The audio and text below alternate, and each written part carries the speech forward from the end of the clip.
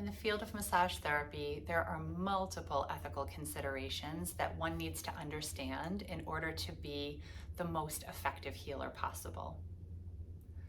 One question that students often ask me is, why is it important that we don't talk during a massage as the therapist? And there are several reasons that this applies. The first reason is that we don't want to rob the client of the opportunity to drop deeply into their body and to allow their nervous system to completely downregulate. And what happens when we're engaging the rational part of the mind is we don't fully relax and we don't breathe deeply.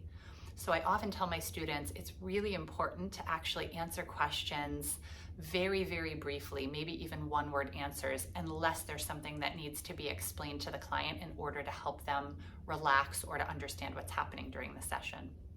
Another reason that we don't want to talk a lot during a session is that we don't want to be tempted to tell personal stories to our clients.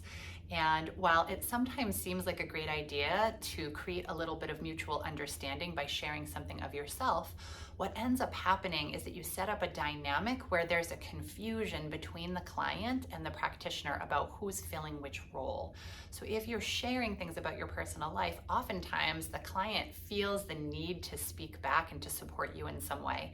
And this is a client-centered service. We really, really want to be focused on the wellness of the person that's on the table, and we don't want them to feel responsible for our emotions.